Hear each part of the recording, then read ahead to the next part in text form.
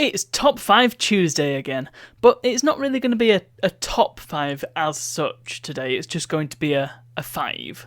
5 tips and ideas and methods that I've picked up over the years to help keep your mental health healthy. But I should just disclaim the fact that these aren't going to work for everybody. But they might work for somebody, and that's the main thing. So, number 1 for me is get yourself some comfort food. And I don't mean just eat a whole bucket of ice cream. That's probably not a good idea.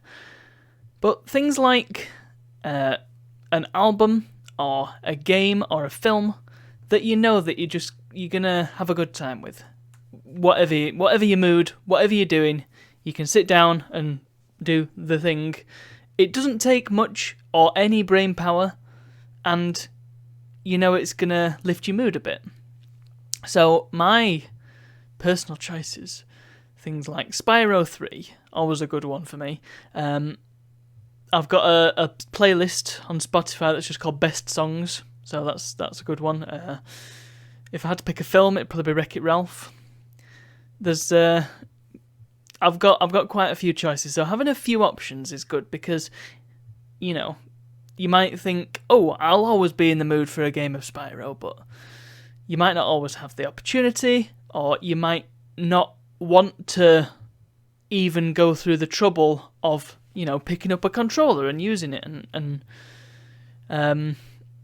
you might even have to put a disc in and stuff like that, and that might just be too many spoons. Sticking a film on is much easier, so if you've got a film or a playlist or something passive that you can just sit down and be like, yeah, okay.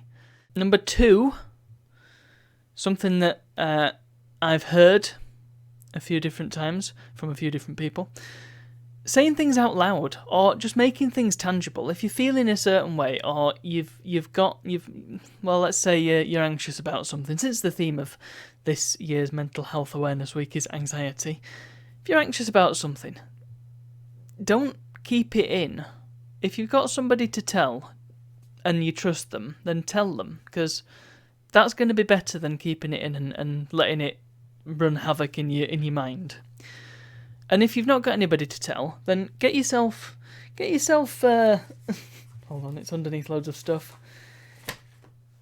Get yourself a diary or a notebook or a post-it note or a scrap of paper or whatever. Write it down, make it tangible. You could even write it down and then set fire to it. Just get it out there. Get it out of your system. That is a really good way to start and help to deal with things. Number 3, find yourself a good support network. Something that is perhaps important to think about is, I say network.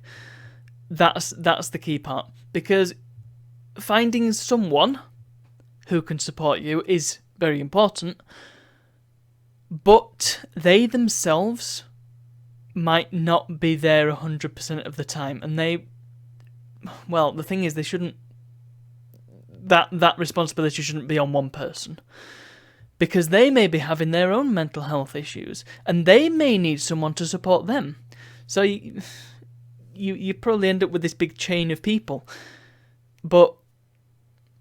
So it's important to try and get a variety of people or a group who you can go to for support and who you can support as well. It's a mutual thing, and it helps both sides every time. So, you know, the obvious one is like a Discord server or something. I've got a couple that I can go to, or maybe there's something local nearby in the meat space that you can go to, things like Andy's Man Club, for example, and other mental health support groups like that. Places like this S2R, which is in Huddersfield. If you happen to be in the area, then this is a good place to go. They make pizzas, and there's all sorts of places like this. I mean, I don't have a list to mind, but I can think of a few just in Huddersfield alone. I mean, there's the platform. I think it's just called Platform 1, Huddersfield train station. That's one of them. and they do outdoorsy stuff. It's really cool. Yeah, lots of space. Even the library. There's probably groups on in the library you can just go, and it doesn't have to be a mental health support group. It can just be a group, something you want to do and will have a good time with. And probably the more crucial thing is somewhere you can go that you don't have to think about other things. I stream twice a week, and I like to think that my stream is somewhere that people can go and just forget about the world for 3 hours on an evening. So whether that's the case, I don't know, but if I can go some way to provide it that, then that's great. And there's all sorts of things like that. Maybe it is a stream, maybe it's a YouTube channel. I don't know. Lots of options. Finding the thing that's right for you is extremely important. Number 4. I'm trying to think of one now. Well, here's a good one. How about this? So, very wise quote from a very wise man, Neil Gaiman. Make good art. Doesn't necessarily mean get a flipping canvas and a paintbrush out, because that's art, right? No, it just means put the energy into something creative, or something that's, how can I put it? Something that's going to perhaps take your mind off things, or perhaps allow you to work through things in a way that's not just, again, letting things run havoc in your mind.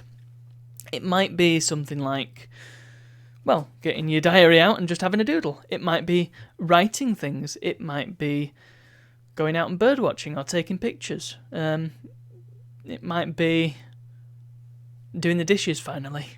It's as simple as that.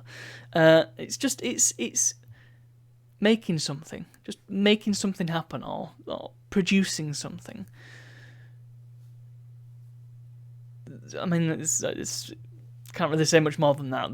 The act of creating is extremely beneficial. Again, not for everybody, but it can get you out of your mind and get you out of a certain headspace, and that's really valuable. And it can also make you able to step back and observe a certain feeling from a bit further away. So that's good as well. And, gosh, I'm getting close to my time. Well, the final one is probably, I mean, this hasn't been, like, hugely beneficial to me to the extent that I want to go out and do it, but it does help a lot of different people, and, you know, maybe I just haven't found the right way around it yet. But meditation, again, doesn't have to be sit on the floor with your legs crossed and chant and have your hands like this. That's how it's always depicted, isn't it? It can be as simple as just finding a comfy chair, just shut your eyes and just let yourself feel and let yourself observe and just sit with yourself for a while and let things come and go. You can, I mean, Headspace is quite good. They do courses that you can do, and you take some time out of your day and let yourself have your thoughts.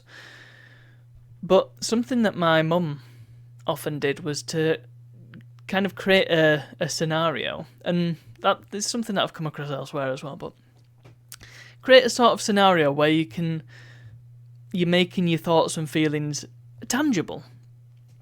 So one that I always remember, actually, when I was at college, bizarrely, my form tutor took us through a bit of a meditation, and it was, you were in a chalet, and there were all these bubbles floating around, and inside the bubbles were things that were worrying you and things that were concerning you. And the idea was that you went up and you just popped the bubble, and it all went. Now, my mind likes to just repeat things, and if I was to pop the bubble, well, the bubble would just come straight back, or the thing that was inside the bubble would remain, but the bubble would be gone. So that didn't exactly work so well for me, but it might work for you. And there's lots of different meditations that you can do on that sort of similar style. So that is definitely worth looking into. And that's 5 tips for managing your mental health. There's obviously a lot more that can be done. There's so many different methods and so many different practices that you can do, and it's worth seeking out and seeing if you can find something that just works perfectly for you. Maybe it's one of the 5 that I've just mentioned, or maybe it's something that I haven't thought of. Because, I mean, I'm no mental health first aider and I'm no expert. I have, like I said, I've picked these up over the years, and I've spent time with a lot of people who have had mental health concerns and issues, and just, I've always rolled with that sort of crowd, so hey, that's the sort of thing I've picked up. But, speaking of which, if you have any tips that you would like to share, please do put them in the comments, and hopefully you'll help somebody out today. Anyway, that's all from me, so thank you very much for watching, and I'll see you all tomorrow. Number 6 is thinking of new waves every day. Because I'm running out. I've already run out weeks ago.